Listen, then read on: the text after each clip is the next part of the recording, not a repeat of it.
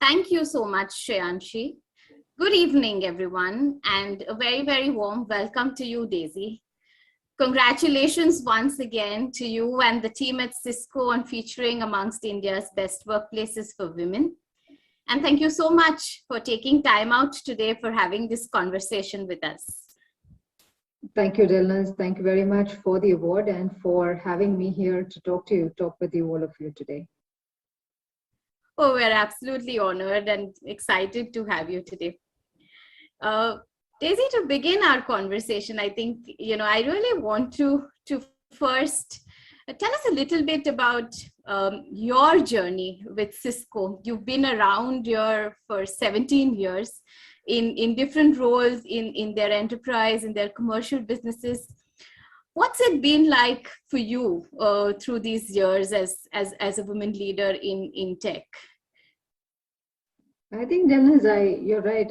It's been 17 years, and it's only when people ask me how long have you been at Cisco that I realize it's that long, right? Because it's been such a fun ride. I joined as an account manager, so I did join at the lowest rung of the sales organization, but I was able to move roles. Sometimes I moved vertically, sometimes I moved laterally, but I think there was this matching of minds between what I wanted to do, a move that I wanted to make every 2 to 3 years. And Cisco read that about me very early on and gave me those assignments, which I found quite challenging and interesting. And the rest, as they say, is history. I've moved around in the business, and now I'm in this role where I have the privilege of leading the India and SAARC business. So it's been a fun ride, and I've enjoyed every moment of it. And I often say the best part of my career, people ask me what the best part of my career is. The best part of my career is I have no Monday morning blues. And that may be at the risk of repetition because I've said that in public quite a few times. Right. Yeah, I think, well, as they say, Daisy, I think you're truly engaged as a person if you stop fighting that alarm clock in the morning. And I think you just spoke about that. And that's so wonderful to hear. Daisy, I think when it comes to women in technology, or women rather across industries, technology has been one industry that's sort of been at the forefront in being able to have greater diversity on that front in comparison to many others. Although we're still doing some work in the leadership space and we've still got some ground to cover. When it comes to Cisco, Daisy, I think what is it that you think really facilitated this for you in terms of the kind of programs, the kind of the practices the organization has really institutionalized today? So I think the culture of Cisco Dealers is, now we have a purpose statement that says it, right? To power an inclusive future for all. And it really starts with our people, because I think Cisco was very, very smart many, many years ago to realize that people are the company's biggest asset, right? And most precious asset. So it came from a culture where people are made to feel very valued. They're heard, their opinions are heard, they feel listened to, and they're valued, both as people and as employees, right? There's no separation between you as a person, and there's an encouragement to bring your authentic self to work. So that is one big pillar, I would say, for success, not just for me, but for everybody else who works at Cisco. The second thing is, formally and informally, you get a lot of mentorship and really good advice in your career. You do have formal mentors, and you have sponsors who look out for you and watch out for you and open up assignments. Because sometimes you don't see yourself doing certain roles, but your mentors see that for you, or your sponsors see that for you. And interestingly, in my case, some of my mentors have not been my formal mentors, but they've been my peers. As I grew in leadership, I've often had aha moments where the teams working with me, my team used to tell me, Daisy, you can go do this role. So it's this culture of mentorship, which is not just from somebody who's senior to you, but also your peers and even people who work as a part of your team. I think they have a formal term for it now called reverse mentoring, but it was happening at Cisco even before. I think, at least I can say that it's happened with me in my career very early on as well. So you do have this strong network of mentors and coaches and sponsors. And now we have a number of programs that, that I am both a beneficiary as well as I am a leader for whom, for another person who is a beneficiary, right? So you have lots of programs that are in Cisco these days, which are also conscious of the fact that getting women to come to work and find Cisco a valued workplace is an important thing. There are clear and distinct initiatives to make that happen. So, just listening in we have a weekly ritual of listening in, and it's a tool we use called TeamSpace. It's not just for women, but it's to make sure that there's a one-on-one conversation and communication channel between a person and their manager. And every week they're answering 3 questions. They're not filling out a worksheet. They're answering 3 questions about what they loved doing at work, what they loathed doing at work that week, and what do they need help with, right? So it's not really a worksheet conversation. It's really a conversation about how they're feeling in that week and what support do they need. So there are little rituals, there are institutionalized programs that women can benefit from that probably has led us to being here with you today. In a number of ways. We have a program called DARE because we understand that women don't feel comfortable being visible in the workplace. So DARE is a program that they can enroll in to make themselves more visible. JUMP is a place where we bring women in mid-career to really evaluate their careers and to take their ambition in the next, to channel their ambition in the next step for growth. We have lots of employee resource groups, Women of Cisco being at the forefront, but also Adult Caregivers Network, because we find women are also caregivers, primary caregivers in their personal spaces. There are EROs focused on people with special children and needs. So, there's a lot of listening posts, if I can put it that way, and we are constantly looking for feedback from women. Since we're talking about women here today, we're constantly looking for feedback on women and how to keep tweaking our programs to suit them better. We have a support group called Men for Inclusion, because we understand that the other half of Cisco has also got a role to play in making women feel welcome and valued at Cisco. So there is a Men for Inclusion chapter, which essentially goes out to be an ally to women in the workplace. So it's a bunch of different things. It's not one thing, Dylan. It's a bunch of different initiatives, and all of them come together as one to make magic happen, I suppose. Thanks, Daisy. And I guess at the heart of it all is your core philosophy of inclusion and collaboration, right? Can you talk us through a little bit about it? I mean, most organizations, when they speak of inclusion, do speak of diversity, equality, but you've affixed sort of the word collaboration with it. Could you maybe throw a little more light around that piece for us?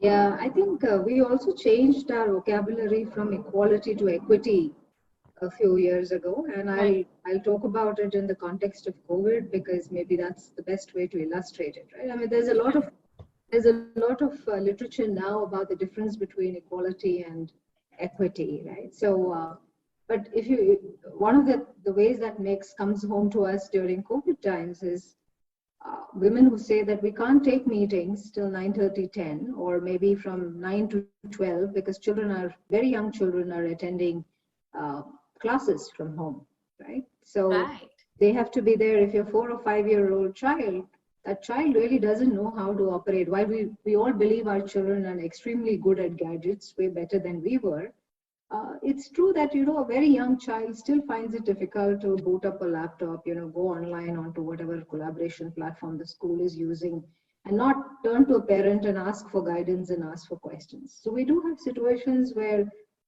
women or men, but largely women, because young children still do have a dependence on mothers, and especially if the mother is at home, to say that, look, this is a very bad period for us. So can you please move these? If you were at work, most of the team meetings used to happen in the first half, happens on a Monday morning. These are the rituals of the workplace. So we've had to change some of these rituals to make sure that we do not disenfranchise people because of the situation that COVID has posed for them. And this is not just for women, but I'm giving you a very specific example. So equity and collaboration means going beyond, and it means that as leaders and as team members, you have to have empathy, because this is all about putting yourself in somebody else's shoes, right? So that quality of empathy in you has to be front and center if you have to make things like these happen. And it's not always the company that's coming down and realizing this. It's usually a team member who figures out that this is a difficult time for another team member, making a suggestion then in an all about you conversation that the leader is doing, saying that, look, we think we should move this timing because we notice that this is a very it's a very tough situation for A, B, and C to attend this meeting because they're always distracted, and we can see they're trying their level best and they're feeling guilty about not giving work. And all it takes is we just move this meeting team check-in by a couple of hours. So these are the small adjustments, but I think having a very conscious culture, having a culture focused, leading with empathy and collaboration, to your point, really forces us to think like this. It doesn't come down through policy, right? It comes as a part of people who read each other's minds and read each other's needs, and then fuel that back to leaders. And sometimes leaders have to make the change, and sometimes the teams themselves go and make the changes required within the team themselves. So, but yes, focusing on these two qualities and talking about empathy and compassion and collaboration sort of also inculcates people who are probably not thinking that way to start making adjustments to the way that they interact with other people and get more conscious about these conversations and these qualities. Sure. And Daisy, picking up from really the role that therefore leaders play in really driving this and setting the right examples, in fact, being role models really. How have you seen this sort of play out at Cisco in terms of leaders championing this cause for inclusion and collaboration? I was reading one of your interesting practices, which is the multiplier effect, and that was so phenomenal to see the way you go about running it. I'd love to hear a little bit about that as well in your response, if you could share that. Yeah, and that was a program I was referring to earlier when I said I'm a beneficiary and I'm also, So the multiplier effect actually, I think Brian Stevenson, the Harvard lawyer who's the inspiration, who's the inspiration behind JustMers, he talks about the necessity to be proximate, and multiplier effect really is a proximity initiative. I mean, that's really what it is at its heart. So it means that as leaders, you're called on to get proximate with someone who is very different from you. Because then, I mean, it could be anybody, it could be a woman, it could be somebody from any other disenfranchised group who doesn't feel normally is a part of a minority in the workplace. And just getting to understand them, get proximate to them, and therefore understand through their experiences what it means to be them. So, right? So as leaders, a leader can decide to get proximate to a person or an employee who's a woman, African American, LGBTQI, any definition of someone who is not the major voice in their organization, to understand their life experiences and what it means to be them. And then to go the next step in terms of then sponsoring them as well in the workplace. And, I suppose the reason it's called a multiplier effect is because the minute you become a beneficiary of this program, then you sort of wake up to this reality that, you could also be the same for somebody else. And so you go ahead and get proximate to somebody else, and then, that person goes and gets proximate to somebody else. So it's a chain, right? And that's why we think, so at the heart of it is proximity, but really its effect is, and no one tells someone who's a beneficiary of a proximity initiative to go ahead and get proximate. It's just an awakening and a sort of an enlightenment that comes to you that you should also do the same. So leaders start at very senior levels and it percolates, and then it's a pleasure to watch it percolating, right? Like I said, I first became a beneficiary of the exercise, and then now I'm a sponsor to others in this exercise. So it's truly a movement on its own, and that's the way it should be, I feel. Sure. Sure. Yeah, in fact, as I was reading up a little bit about this prior to our conversation, Daisy, I read that there are 1,500 plus conversations of this kind that happened, within such a short span of time of you introducing this practice. So I can only imagine the kind of multiplier effect you're going to see across the organization, running something like this. What's also interesting, Daisy, is that this is not a mandate for leaders, but it's more voluntary. It's more of a pledge that you take, and now it's almost become a movement, like you said, within Cisco. So it's quite phenomenal for us to see how this eventually played out for you within the organization. Another question, Daisy, that I therefore wanted to check with you on is, what is the role that today Cisco is playing in terms of looking at diversity and inclusion in the larger space of communities beyond the organization? Could you walk us through some of the interesting things that you are doing to facilitate the wider conversation today around inclusion in the broader context as well? Yeah, and let me talk about 2 or 3 initiatives, Delnas, in the country. I'll talk in the context of India. So as you know, India is very concerned about the skilling of our youth. So we have for a few years been running a program called Net Academy. Net Academy trains, it's a pro bono program that Cisco conducts in the country to skill people across all of the skills that are, the buzzwords of our time, right? Whether it's cyber security, IoT, artificial intelligence, blockchain, you name it. To date, we have trained 9 lakh students under the ages of the NetAcad program.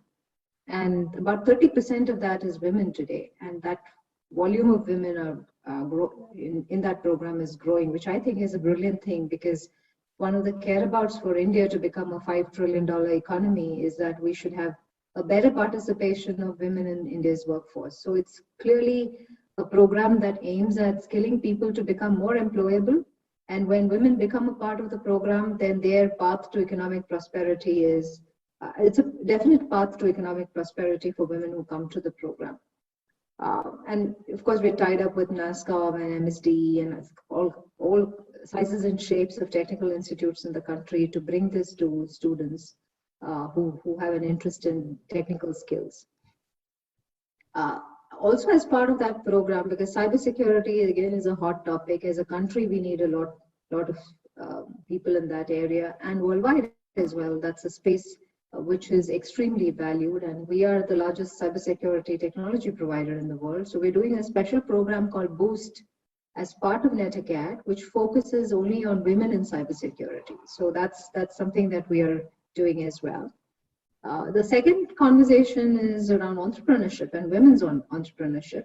Of course, we have our own internal accelerator called Launchpad. We welcome, we welcome women entrepreneurs who want to have a go at setting up their own companies. As a part of that internal accelerator, we've recently tied up with Niti Aayog on the platform that they want to build called WEP Next, which is again a platform to make the life of a woman entrepreneur in India much easier. So we're partnered with Niti on powering that WEP Next platform for the benefit of the women entrepreneurs in the country. We are currently running a program. As you can imagine, we're a large enterprise doing a lot of sourcing in many different fields in the country as well. So we have this diversity initiative in our supplier space, right, and specifically set up to benefit women-owned business enterprises, or WBEs. And in the last 3 years, so we started this program 3 years, and in those 3 years, the WBEs that do business with us, their revenue with us has grown 30x. So I'm very proud of, on one side, we're very proud of all of these initiatives, but we also recognize and are very conscious of the fact that there's a lot more to do also in this space. But just a few examples of how we're not limiting the conversation to Cisco, but really want to go out into the Indian ecosystem and make this a broader topic and put Cisco at the center of that broader conversation. Sure. Wonderful to hear that, Daisy.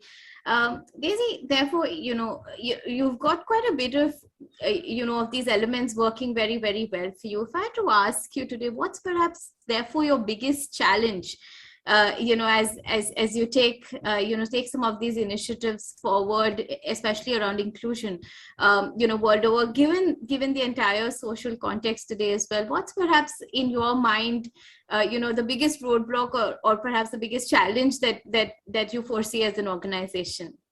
Mindset. It has been for a while. It continues to be mindset around women. And, I'll speak in the context of India, but social mindset in India continues to be our biggest blocker. I've been a mentor for our JUMP program.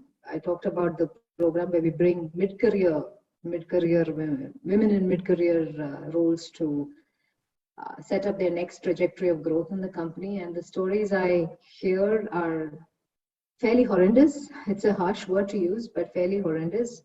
It is surprising to me that even today in tech industry in the Silicon Valley of the East, we still have women who narrate stories about how they have no autonomy about their own salaries or the money they make. I hear young mothers who are returning to work, who are constantly being guilt-tripped,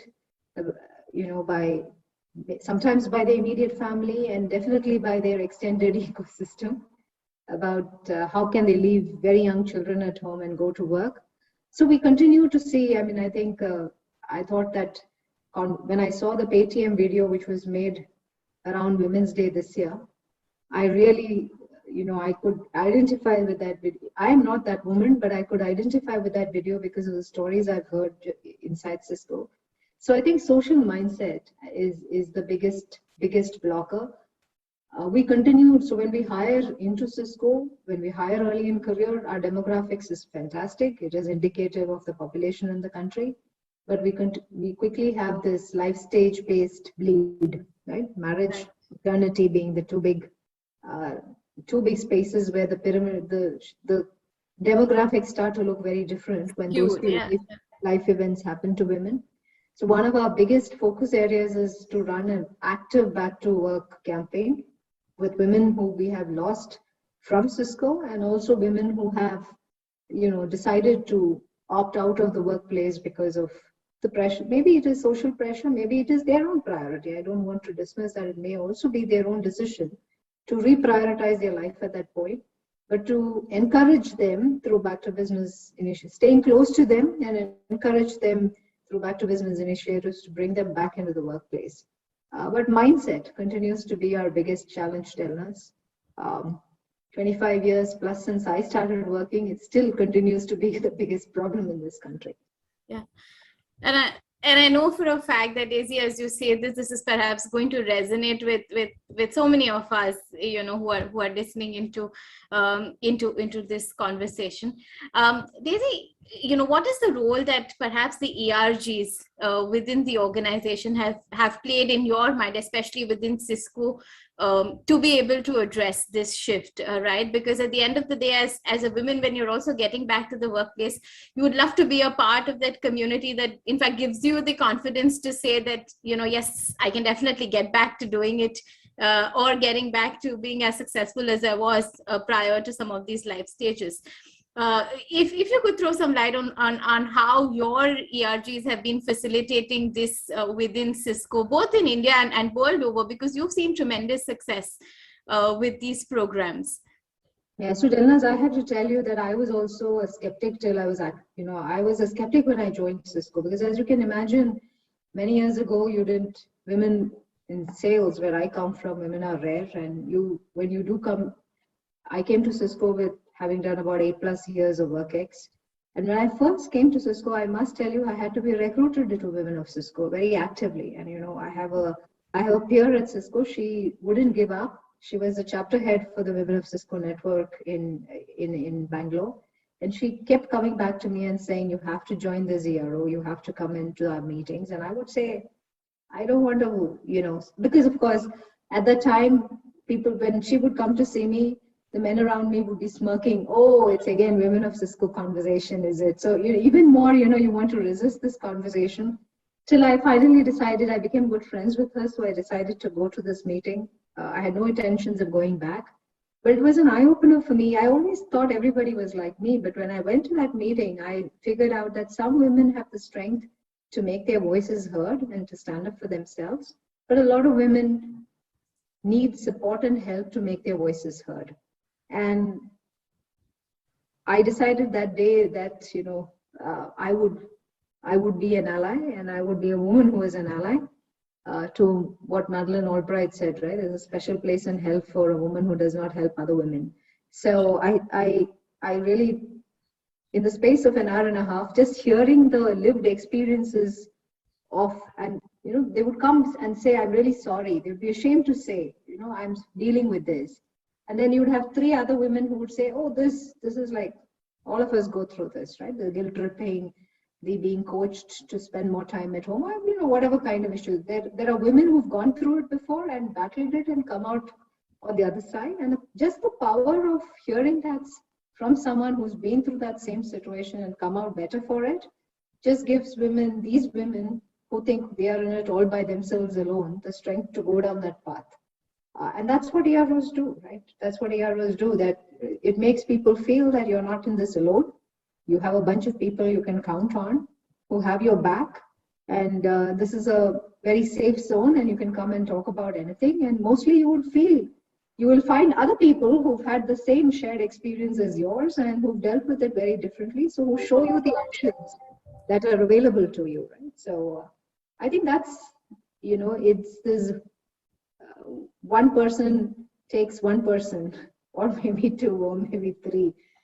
That's what the EROs do. And, over time we've realized even among women, there are different EROs that are required. Like you said, like I said earlier, there are people with special children. There are people who are not looking after children, but looking after parents who are dependent wholly on them.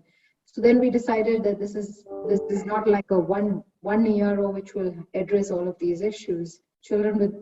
Parents with children with disabilities need a very different level of support and conversation. People with adult parents, aging parents, that's a different conversation. So we even started finding, different ways to bring on more kinds of EROs. And not all of them are only women. The women of Cisco is only women, but like I said, we have men who are equal participants in some of those other EROs. And when they come to those, they then make decisions that they should get their better halves sometimes to start working again. Wow. Right? It's also like Men for Inclusion. We attempt to remove, one of the exercises we do there is to make people face up to their own biases. And as a part of that process, I've had senior leaders, even senior leaders who are men, who thought they were already woke and evolved, and think, when faced with a certain situation or an experience from a woman who is a facilitator, just go back and say, I didn't even think about it like that. Simple things like it's always the woman in the team who has to cut the birthday cake and divvy it up among everybody else, etc. Right? So assigning gender roles unconsciously to team members, sometimes it's a wake-up moment even for the most senior leaders who think they already understand this topic very well. So yes, the EROs are powerful, and then, as I can tell you, I was not always a believer when I started. So thank you, Daisy, and thank you so much for sharing a lot of your personal experiences in the organization's journey around this piece with us. I know there's a lot more that we collectively have to do as a society to be able to get there. But this is such a phenomenal start that organizations such as yours are driving. Thank you so much for spending this time with us, Daisy. This has been an absolute pleasure chatting up with you. Thanks so much. Thank you very much again, Dallas, for having me. Have a good rest of the event.